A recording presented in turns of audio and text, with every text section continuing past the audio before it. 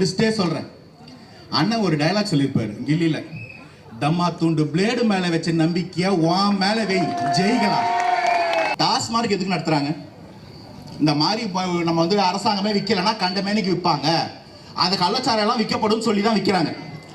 ஆனா அது ஒழுக்கமா நடக்குதா? 12 மணிக்கு முன்னாடி கிடைக்குதா இல்லையா சொல்லுங்க, வாய் திறந்து பேசுங்க, உங்களுக்காக தான் பேசுறோம். நைட்டு 10 மணிக்கு அப்புறமா கிடைக்குதா இல்லையா? ஆனா நீ சொல்லுங்க, ஒரிஜினல் சார் கிடைக்குதானே? அவர் பாதிக்கப்பட்டிருக்காரு. அப்படியே வித்தாலும் மேல 10 ரூபா, 10 ரூபாயா திருடி 200 ரூபாயா லஞ்சம் கொடுத்து 200 பெறுவோம் வெல்வோம், 200 பெறுவோம் வெல்வோம். ஏன்னா வாங்குறதா வாங்குறீங்க, மேலேயாவது ஒரு ஜீரோ போட்டு வாங்குங்களேடா, ஓட்ட தானே பண்றீங்க.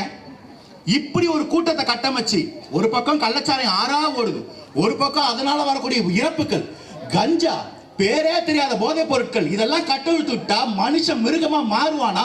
இந்த குற்றங்கள் நடக்குமா நடக்காத யோசிச்சு பாருங்க. இதெல்லாம் கட்டவிழ்த்துட்டு உட்கார்ந்து இருந்தா இத தீய சக்தின்னு சொல்லாம வேற ஓம் சக்தி பராசக்தி நான் சொல்லுவாங்க. இதையெல்லாம் வீழ்த்தணும் மாத்தணும், அதுக்கு ஒரு வாய்ப்பு இருக்கு, ஒரே வாய்ப்பு இருக்கு. இது வரைக்கும் வரலாறுல எந்த ஒரு எலெக்ஷன்லயுமே அந்த கட்சிக்காரங்க ஓட்டு கேட்டு பார்த்திருப்பீங்க. பொதுமக்கள் தாய்மார்கள் ஏன் புள்ள நிக்குது எலெக்ஷன்ல, ஏன் விஜய் எலெக்ஷன்ல நிக்குது, அவருக்கு நான் ஓட்டு போடுவேன் விசில் சின்னத்துல, இன்று இல்லையால் என்றும் இல்லை மாற்றம் தாய்மார்கள் சொல்றத பாக்குறோம். உங்க ஒவ்வொருத்தர் மனசுலயும் அது ஓடிக்கிட்டு இருக்கின்றது புரியுது. யாராவது ஒருத்தருக்கு டவுட் இருந்தா சொல்றேன், இவங்க கிட்ட இன்னும் ஒரு டேர்ம் கொடுத்தீங்கன்னா நம்ம மட்டும் இல்ல நம்ம தலைமுறையா அழிஞ்சிரும். தாவேக்காக ஏன் ஓட்டு போடணும்? சரிப்பா திமுக சரியில்லை, எல்லாருக்கும் தான் தெரியும், என்ன ரகசியமா புதுசாக கண்டுபிடிச்சாரு இல்ல, எல்லாருக்கும் தெரியும். ஏன் தாவேக்காக ஓட்டு போடணும்? இவ்வளவு வருஷம் அரசியல்வாதிங்க ஆண்டாங்கல்ல, இந்த ஒரு வாட்டி முதல் வாட்டியா ஒரு மனுஷன் உங்க வீட்டு மகனுக்கு வாய்ப்பு கொடுத்து பாருங்க. மாற்றம்னா என்ன, ஆட்சினா என்ன, பாதுகாப்புனா என்னன்றத புரிஞ்சுப்பீங்க. தான் தம்பி தங்கச்சிங்களை ஒரு அவதூறான வார்த்தையை சொல்றத கேட்க பொறுக்காத மனுஷன். யார பத்திரா தற்கூறீங்கன்னு சொன்னீங்கன்னு கேட்ட வார்த்தை மத்த கட்சிக்காரன் போய் சொல்லி பாருங்களேன். நீங்க என்ன வார்த்தை சொன்னாலும் தலைவர் கண்டுக்கவே மாட்டாரு. நானே அவனுக்கு அப்படிதான் மெயின்டைன் பண்ணுகிறேன், நீங்க என்ன சொல்றது அப்படியே கூப்பிடுவாங்க. இந்த பாசம் ஒவ்வொரு அண்ணனுக்கும் இருக்கும், அது எங்க அண்ணனுக்கு ஒவ்வொருத்தர் மேலேயும் இருக்கும். தாவேக்கா ஒரு குடும்ப கட்சி, ஒரு குடும்பம் மட்டும் நடத்துற கட்சி இல்ல, எல்லா குடும்பமும் ஒண்ணு சேர்ந்து நடத்துற கட்சி. அதனால இது குடும்ப கட்சி. இன்னைக்கு ஆட்சியாளர்கள் வரி வாங்கி நம்ம பணத்துல ஒழுங்கா செய்ய முடியாத சேவையை 33 வருஷமா ஒவ்வொருத்தரும் உழைச்ச காசுல, திருநிதியில வாங்கலப்பா, உழைச்ச காசுல, ஆட்டோ டிரைவர் அவர் சம்பாதியத்துல, எங்க அண்ணா அவர் சம்பாதியத்துல, ஒரு பெட்டி கடைக்காரர் அவர் சம்பாதியத்துல மிச்சப்படுத்தி இத்தனை வருஷமா விலையில்லா விருந்தகங்கள், மருந்தகங்கள், படிப்பகங்கள், கல்வி திறந்த கல்வி கூடங்கள், உறுப்பு தானத்திலிருந்து ரத்த தானம் வரைக்கும் பண்ணிட்டு இருக்கிறோம். எந்த ஒரு பிரதிபலனும் எதிர்பார்க்காம. இங்க உட்கார்ந்து இருக்காரு மாவட்ட செயலாளர், என்ன கோடீஸ்வரனா? இல்ல அவங்க அப்பா மாவட்ட செயலாளர்னு பிள்ளைக்கு மாவட்ட செயலாளர் கொடுத்துருக்காங்களா? 33 வருஷமா ஒரு நாள் இடைவேளை இல்லாம, ஒரு நாள் லீவ் இல்லாம விஜய் மக்கள் இயக்கத்தில் உழைச்சார். விஜய் அண்ணாக்காக உழைக்கல, விஜய் அண்ணா சொன்ன வார்த்தைக்காக மக்களுக்காக உழைச்சார். இந்த மாதிரி ஒரே ஒரு அரசியல்வாதிகளை எந்த கட்சியாக இருக்கட்டும், மக்களுக்கு எந்த ஒரு பிரதிபலன் பார்க்காம சேவை செஞ்சவங்க பாருங்க. ஆனா இவங்க நம்ம காசுல வாங்கி சாப்பாடு போடுவாங்க. தூய்மை பணியாளர்களுக்கு சாப்பாடு போடுறாங்க. அவங்க கேட்டது என்னது? வேலை நிரந்தரம், பணியில ஊதியம்.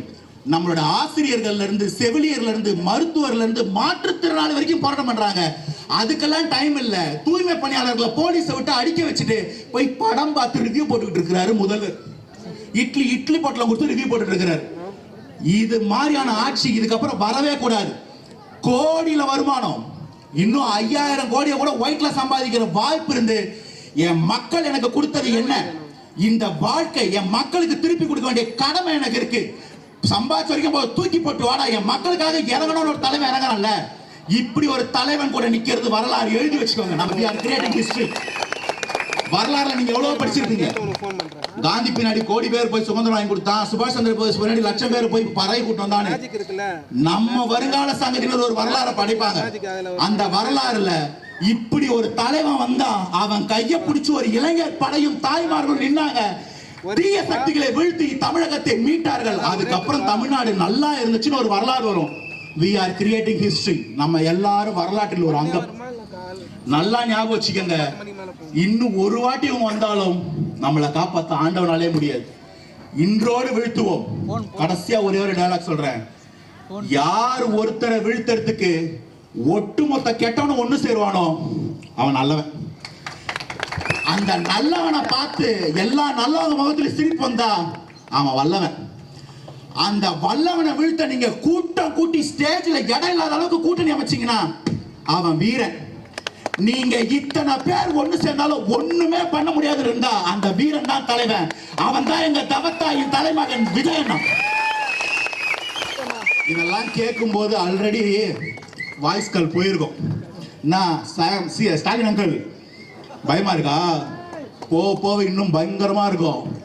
கான்பிடென்டா இருங்க. ஆட்சி மாற்றம் நிகழும். தாவேக ஆட்சியில் உட்காரும். நல்லதே நடக்கும். வெற்றி நிச்சயம். வாய்ப்புக்கு